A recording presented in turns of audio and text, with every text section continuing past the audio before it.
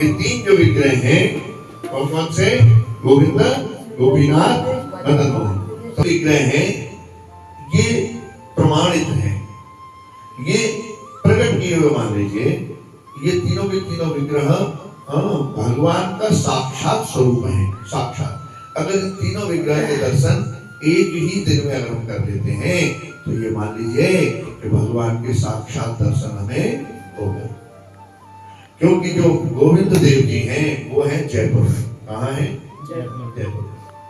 गोपीनाथ है जयपुर में और मदन मोहन है करौली में। ये डिस्टेंस है 200 सवा 200 किलोमीटर का लगभग बीच में। अब ये वहां क्यों चले गए मदन मोहन जी?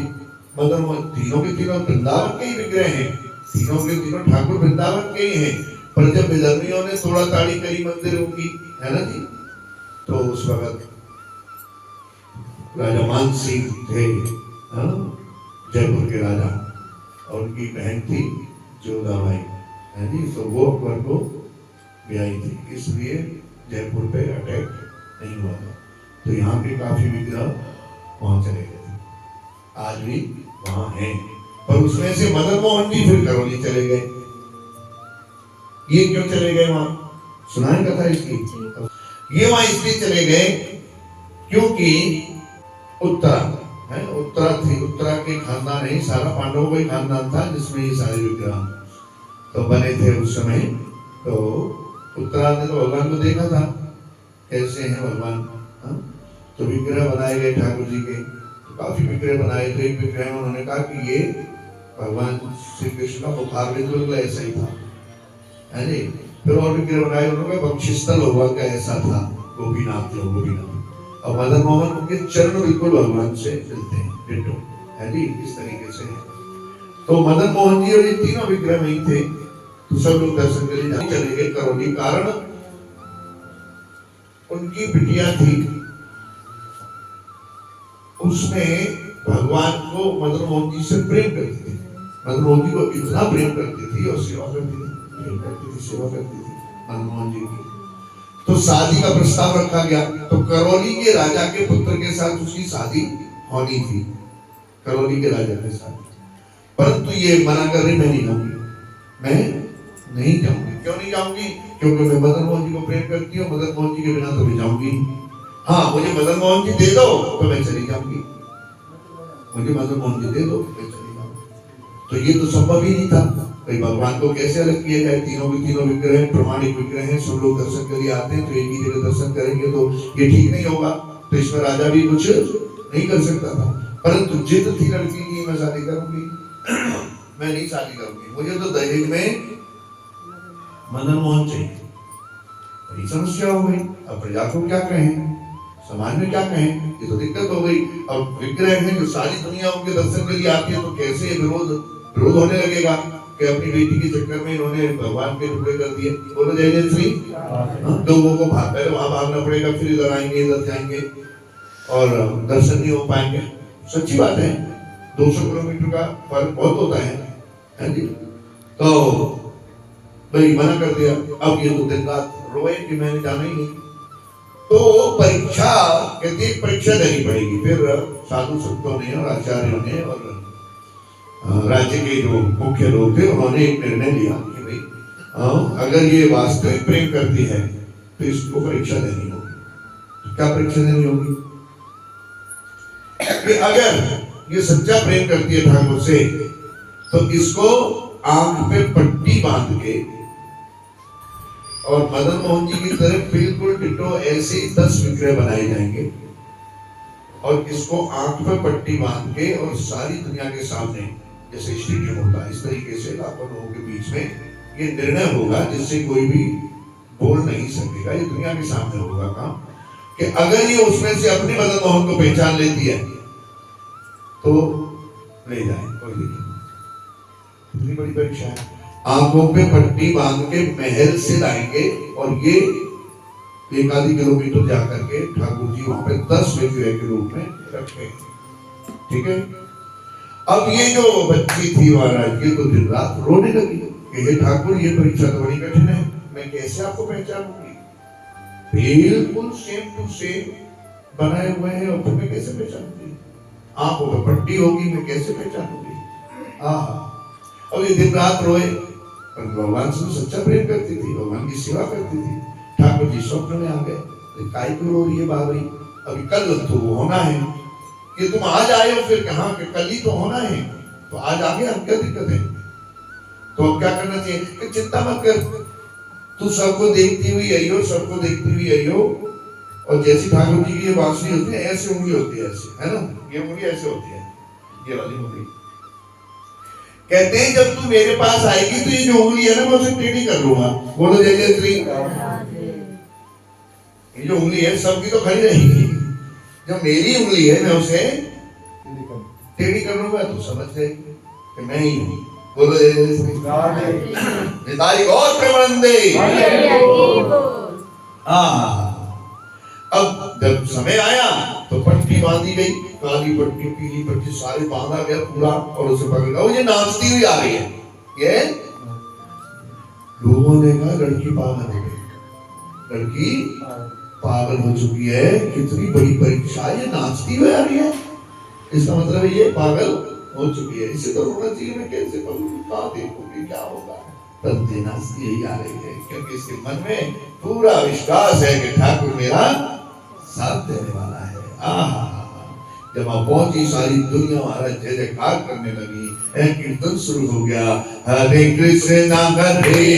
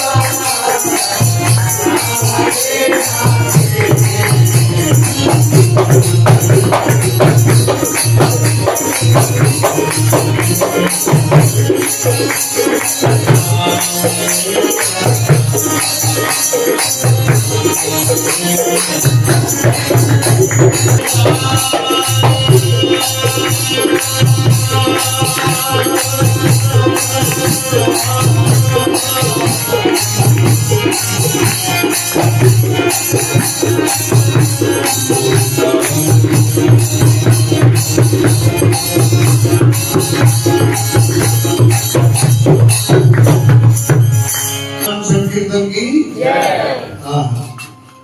कीर्तन हो रहा है, और ये बच्ची आगे बढ़ती चली जा रही है, नाचती हुई जा रही है, लोग कह रहे पागल हो गई, क्या हुआ, कैसे हुआ? परंतु जब वहां पहुंची तो सब लोग हाथ लगाते हुए पहचान रही है, सब लगा गए काम से ये देख पाए।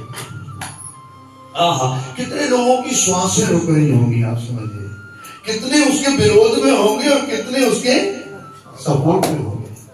कि बच्ची सेवा तो जरूर करती है, तो हमें पता है, सवेरे आ जाती है मंदिर में महाराज 4 बजे, नित्य का नियम है, और सेवा में व्रत है, इसकी ठाकुर जरूर सुनेंगे। कुछ तो ऐसे सोच रहे हैं और कुछ सोच रहे हैं अरे यार ये लेके चलेगी तो हम परेशान हो जाएंगे, ये काय को ले जाएगी यहाँ से, ठाकुर पे ले कैसे जाएंगे? नहीं, हम कानून वाले आ जाते हैं वहां, परंतु सारे कानून फेल हो जाते हैं जहाँ प्रेम की बात होती है। बोलो जय जय श्री। कोई कानून नहीं रहता जहाँ प्रेम होता है, क्योंकि प्रेम ही ईश्वर है। बोलो जय जय श्री। जैसे ही मदन मोहन जी के पास पहुंची, ठाकुर जी ने उंगली झुका दी, लिपट गई ठाकुर जी से। और लिपटते ही क्या दशा हुई होगी लोगों की, है जी? कल्पना करो क्या दृश्य होगा उस समय कि कमाल हो गया। वारी तेरी भक्ति, वारी तेरी भक्ति, वारा तेरा प्रेम है ना?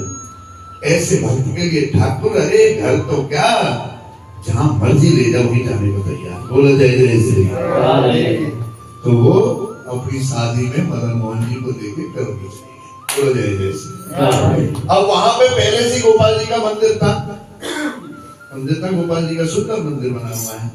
अब देखो घर में कोई रिश्तेदार आता है तो अपना बेड उसे दिया जाता है, होता है कि नहीं जी? ऐसे ही होता नहीं, सुंदर सा बना के रिश्तेदार है कुछ दिन, पर ये कुछ दिन के तो दे देंगे तो हमेशा करके, पर एनी टाइम क्या करें कि गोपाल जी का सिंहासन फिर इनको मदन मोहन जी को मिल गया, जो मेन सिंहासन है, जो मेन मुख्य सिंहासन था वो मदन मोहन जी को, क्योंकि रिश्तेदार हैं और भैया ससुराल पक्ष में आए हैं जी, तो ससुरालियों की तो वैसी सेवा होती है जी। ठाकुर जी आए हैं, ठाकुर हैं, प्रकट हैं, तो वही इनको मेन सिंहासन, तो जो मुख्य सिंहासन है आज भी मदन मोहन जी उनके बीच में है। इधर राधा रानी रुक्मिणी और इधर गोपाल जी विराजमान है। बोलो जय जय श्री। बहुत सुंदर मंदिर बना हुआ है।